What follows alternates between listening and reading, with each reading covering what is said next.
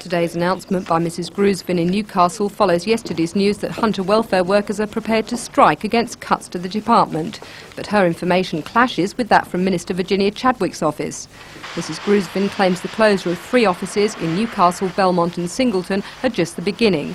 Following, she says, will be Warramai Psychiatric Centre, the King Edward Home, the after-hours crisis service at Hamilton, plus the Raymond Terrace and Cessnock district centres. But Mrs Chadwick's office say the King Edward Home is already closed and no such place exists as the Warramai Psychiatric Assessment Centre, though a spokesman said psychologists from Warramai Detention Centre now work from district offices.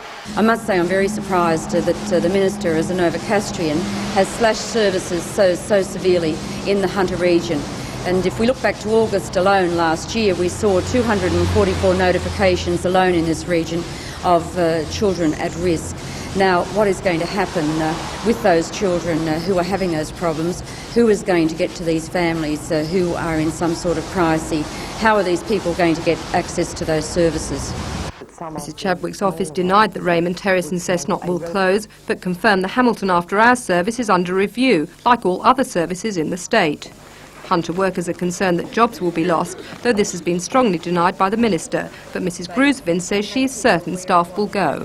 I also challenged the Minister to show us that not one worker will be lost in the service. I believe that sackings are already taking place. There might be a nice way of the Minister explaining it by way of establishment positions and temporary positions, but the reality is there will be less workers in the field.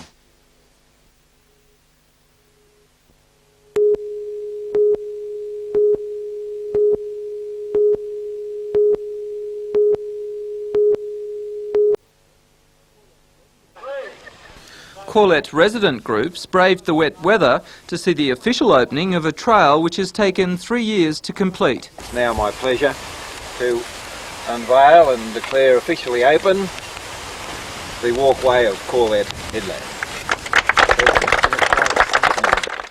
10 voluntary workers with support from Port Stephens Council developed the trail so the area could be enjoyed without disturbing the environment. We've got a walkway that's a community effort. We've got a natural vegetated headland which is absolutely fantastic. It's got magnificent views up the Karura River and the Mile River, and we've really made a community effort here. Those views are allegedly threatened by a proposed hotel complex. Shire President Jack Collins questions the development. Because I take the view that if we permit this type of development here, where can you stop it? Residents say opposition is growing, with green bans on the site, personal phone calls from Deputy Premier Wal Murray promising a fair deal, and now opposition demands for a coastal development freeze, which includes calls for an immediate moratorium on the Gordon Pacific project at Caves Beach. Peter Ryan reporting for NBN News.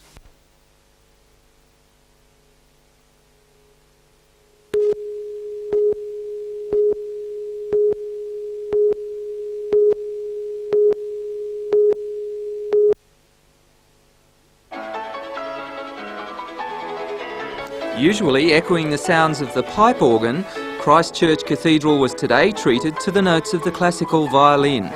At 21, Susan Collins has already taken her music to the world, performing in Europe and America. Now the young performer hopes to enhance her skills, studying at Bloomington University in Indiana. Appropriately, the program was titled Susan Collins Plays for Newcastle.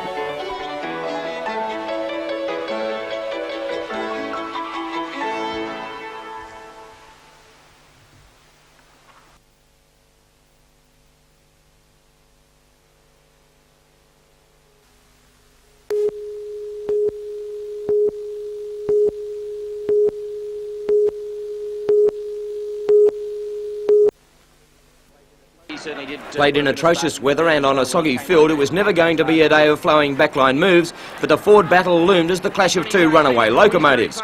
And the game wasn't very old when Ian Gately decided to let off a bit of steam, a move which cost the Manly's second rower 10 minutes in the bin. To even things up later in the first half, David Thorne also had a rest for a similar indiscretion. Brian Quinton got the Knights on the board with a great penalty after 11 minutes, and then it was left to 5'8" Michael Hagan to show some individual brilliance to score the first try. Now they come out through Hagan. Trying to switch, goes his own, Michael Hayden's still under the post. Paul Vorton and Des Hasler tried hard all day but lacked support from the other Sea Eagles players. Leading 8-0 at half-time, the Knights stuck to their game plan and it paid handsome dividends. Gary Worth with a break. He's up over halfway, looking inside for Stevie Former. Gives the ball to Stevie Former. Has he got the pace to get around? I think he's going to go in. He's close to the line. He's put the ball down. No try. No try. Former was unlucky not to score, but fullback Gary Worth made amends to put the issue beyond doubt. Goulding now. Gets the pass out to Butterfield. Butterfield gets it on the work. Gary Worth scores for the Newcastle Knights. Shut the gate. It's all over here at the International Sports. The Knights now have 2 wins from 3 matches, and for Manly, it looks like being a season as bleak as the ISC was today.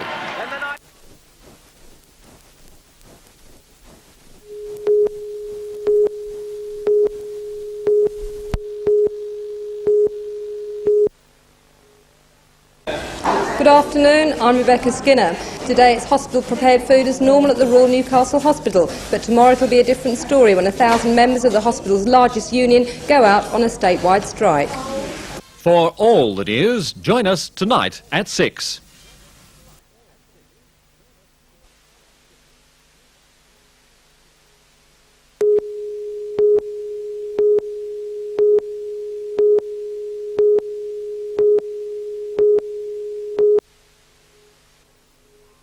Air Force flying depends on effective search and rescue in case of emergencies. The RAF had a contract with the Victorian National Safety Council to meet that role, but the council's collapse left the base without a rescue helicopter or crews. On Friday, Guy Lloyd, the owner of Lloyd's Helicopters in Adelaide, announced his plan to take over some contracts left open by the Safety Council. Today, Lloyd's manager Sam Nichols held talks with RAF officials and ex-Safety Council employees at Williamtown before announcing that the local operation would continue on a reduced scale. Lloyd's intends to take over the lease of 3 Bell 212 helicopters to support Williamtown, Tyndall and a tactical fighter squadron. 6 pilots and about 4 specialised crewmen previously with the Safety Council will be retained. Mr Nichols says Lloyd's already has extensive search and rescue experience. We have the Westpac State Rescue Helicopter contract in Adelaide. We've done that for about 8 or 9 years, plus search and rescue for all rig workers on land at Jackson and Moomba in the Cooper Basin, and in the Timor Sea area we have a helicopter on standby there. The company planned to tender against the Safety Council when the RAF contract came up for renewal on July 30. The council's collapse leaves them in a strong position. Has this worked out fairly well for you?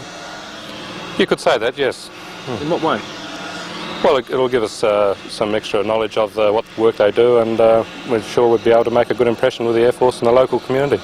And is it useful to have this kind of equipment and infrastructure ready for you to virtually move into? Yes, of course, that's an assistance, yes. Lloyd's will buy the 3 helicopters valued at $2 million each if and when they take over the rescue contract. In the meantime, aircrew who wondered about their future say they won't forget others who weren't so lucky. We're employed, we're very happy about that someone has stepped in and tried to keep us together. The other side of it is, you know, we've lost a part of our team already, which is sad to see, but you know, we have their blessing to continue, and we hope to help them out in the future.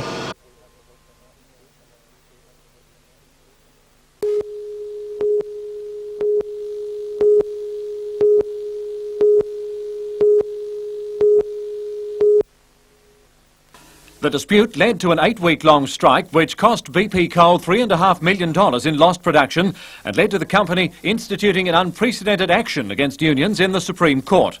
The company wanted fewer and longer shifts to reduce equipment downtime, but the employees, and particularly their wives, opposed the move strongly, saying it would destroy home life. Eventually, agreement was reached on a modified 5-panel roster on drag lines, trucks, power shovels and some maintenance functions. Now production can be increased by some 28% because equipment will work through traditional holiday breaks, bringing estimated cost savings of 10%. Manager Mike Ryan says while the changes don't give a full and satisfactory rate of return on investment, he's hopeful more progress can be made.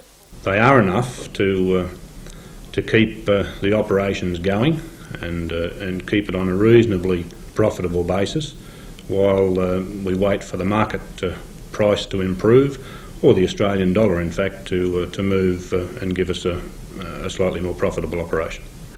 By agreement, no further changes can be made for 12 months. But Mr Ryan is hopeful that isolated pockets of resistance will come around and the full range of changes will eventually be implemented without further industrial disruption. During that 12-month period, we will be identifying, as I'm sure our workforce will be identifying, other things that need to be addressed to make the operation more profitable.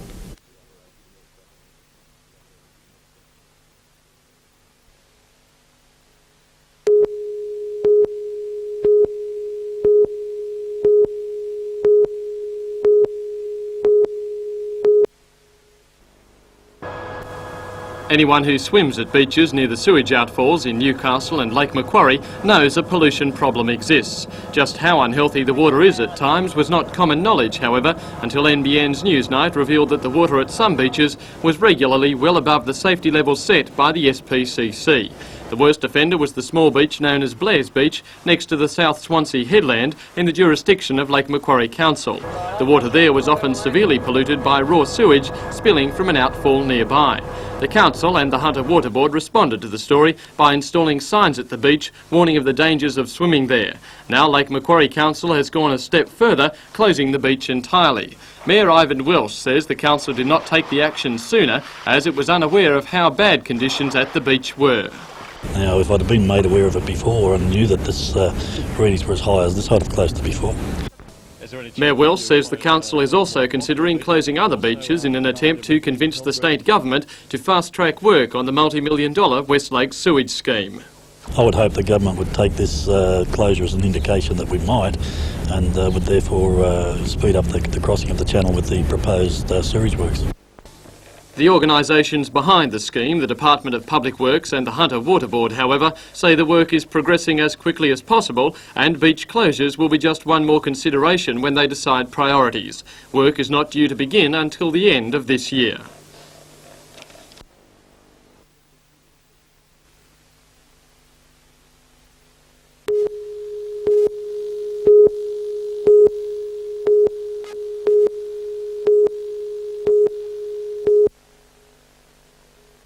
Traditionally, Queensland is the big supplier of the Hunter's fruit and vegetables throughout the cooler months. As a result, higher prices are not unusual, but nothing like the prices which confronted Newcastle's wholesalers today. When Cyclone Ovu hit the North Queensland coast yesterday, it put paid to many of the region's fruit and vegetable crops. The result already is less stock and higher prices. For some lines, prices are double what they were yesterday. On the shelves of Newcastle's supermarket and fruit stores today, the results were there for all to see. Broccoli, cabbage, capsicum and zucchini suddenly shot up overnight, and the reaction from shoppers was predictable. It's a little dear today? I think so, I reckon it is. Did it stop you from buying? Yes. It'll make you look around. I'd prefer to go and buy frozen peas, I think, than pay the price here. But probably the best indication of just how critical the situation is here at the cauliflower stand. $4.99 for a plain old cauliflower. Yesterday you could have bought them for half the price. And not surprisingly, cauliflowers aren't selling like hotcakes today.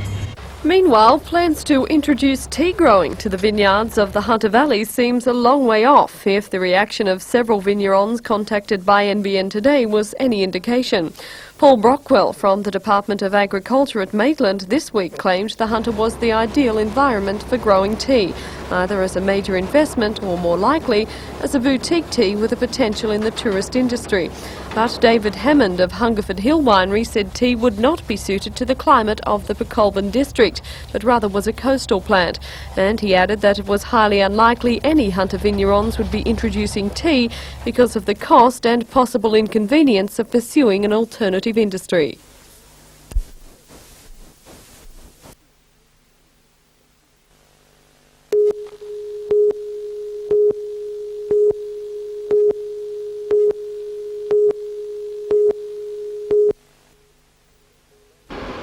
The container loaded with nitropril was being lifted by crane onto the cargo carrier Pilbara bound for Tasmania when one crane cable snapped. Each crane can lift only 12 tonnes on its own, which left the 22-tonne container balanced precariously on the railing of the vessel. Nitropril is used in explosives, but Fire Brigade experts said the substance is completely stable in the container. Haulage contractors used 2 cranes to hook the stray container, taking the strain off the ship's derrick and lowering it gingerly to the wharf.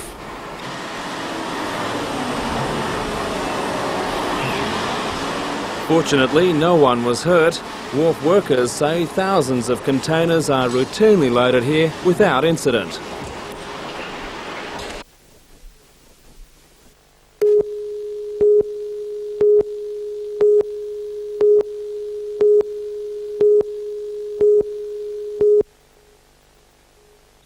Families at Tilligra have been fighting against the flooding of this valley for more than 40 years. Proposals have come and gone, but a 1983 Rann government decision to build on the site has stayed with them, as has the battle. The Save the Williams Valley group was set up to lobby politicians, and according to the group, the then Deputy Leader of the National Party, Leon Punch, gave an assurance that under a Conservative government, the dam would be canned. They gave an undertaking that when they came to government that they would reverse the Labor government's decision to build the dam here, and to date that decision has not been reversed. So what do you think about that? Not a lot at the moment.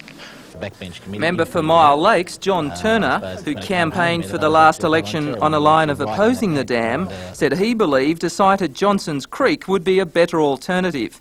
Mr Turner admitted there had been talk about looking into the decision when the government was in opposition. But shadow ministries don't necessarily correlate with ministries. However, he was still seeking a review of the issue. Managing Director of the Water Board, Alan McLaughlin, said the decision has been made. The Tilligra Dam will be started by us about 1996. Why not Johnson's Creek? Tilligra has a better economic advantage in terms of capital investment and the cost of each megalitre of water that we take from it. It's as simple as that? It's as simple as that. The farmers say something like 5% of New South Wales is regarded as prime agricultural land. If the dam goes in, thousands of hectares of this prime land will be underwater. The property on which I'm standing now has already been sold to the Water Board. Land which once produced prime Hereford bullocks is being leased until the construction workers move in. 31 farms and 90 residents will have to sell out when the 45,000 million litre dam is underway. The Smith family have lived at their Munai property for more than 100 years. According to Eddie Smith, his house will be covered by 15 metres of water. I wouldn't want to live anywhere else. I think this is the best place in Australia.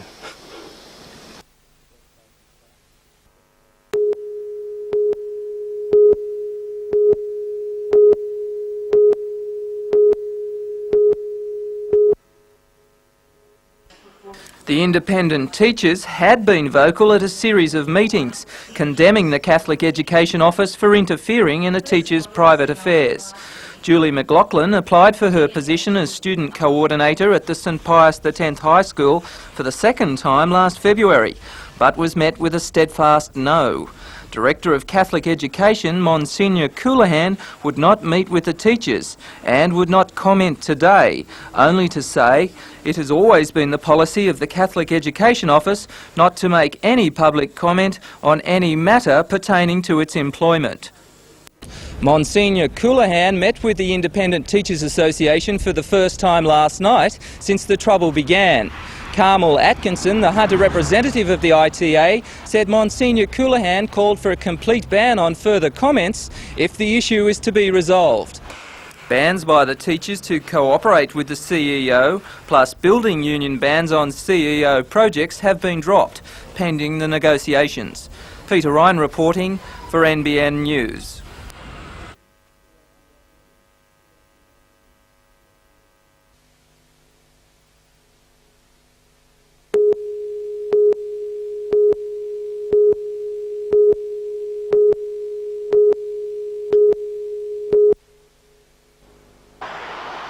Police officially acknowledge the approaches to the Ironbark Creek Bridge are a traffic black spot. In the past 9 months, the stretch has been the scene of a dozen serious accidents. The road resembles a battle zone. Embankments are littered with motor vehicle debris and guardrails bear testimony to a constant battering. This power pole was shattered by a runaway semi-trailer in the early hours of this morning. The highway is busy every hour of the day and night. 40,000 vehicles a day use this road, and engineers say that's as much as the highway can handle. And it's here, where the carriageway narrows on the approach to the bridge, that motorists face real danger. Make a mistake anywhere else and you might get away with it. Make a mistake here and the chances of a serious collision are almost certain. Every accident recorded since July 1 last year has happened in the rain, and on 2 occasions lives were lost. On March 31, Mark Clifton Grundy of Gresford died after apparently losing control of his car. On April the 8th, 2 days ago, 18-year-old Scott Darren McDonald of Woodbury died in a fiery wreck. He too apparently lost control. Police are quick to point out that there were other factors involved in the accidents. Some of them are obvious, some may never be known. But Inspector Kevin Curry says the bridge has been targeted by the Highway Patrol. Stationary radar as well as the unmarked spotter cars will be used in this section of highway, and over a period of 2 or 3 months we'll check the number of persons reported as against the number of accidents that occur. Now, I believe that in terms of the speed limit itself, you're quite happy with the way it is at the moment? Yes, I'm quite happy with the speed limit. The problem is those members of the community who drive in excess of that designated limit. RTA engineers won't say there's anything wrong with the 20-year-old bridge or its approaches, but they'll test the road surface for so-called slip factor during braking, and they'll also look at drainage from the road during wet weather. It's not known whether their findings will be available to the public. I'm Tom Hilston for NBN News.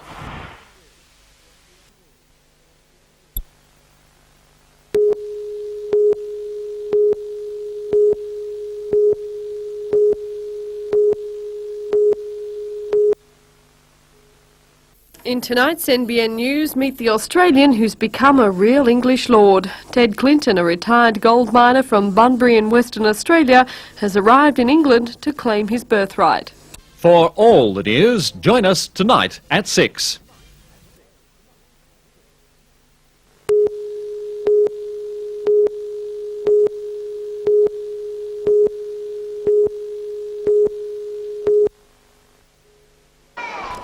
The aim of the day was to promote public awareness of the causes of back pain and the remedies. The Australian Chiropractic Association set up a spinal analysis machine in Garden City, offering on-the-spot checks for children and adults. The association says back pain is the second most likely cause of sickness within the Australian workforce, only beaten by upper respiratory problems like the common cold. According to the Australian Physiotherapists Association, which had a promotional stand in the Hunter Mall, 20% of adolescents suffer back pain. Correct posture, safe lifting techniques and exercises can help alleviate the pain, says the association. And it's never too early to start looking after your back, believes Newcastle physiotherapists, who hope to start a school visiting scheme. Private physiotherapists gave free consultations today, and representatives will be on hand to answer questions tomorrow night at Garden City and Lake Macquarie Fairmount Hutton between 6 and 8 p.m.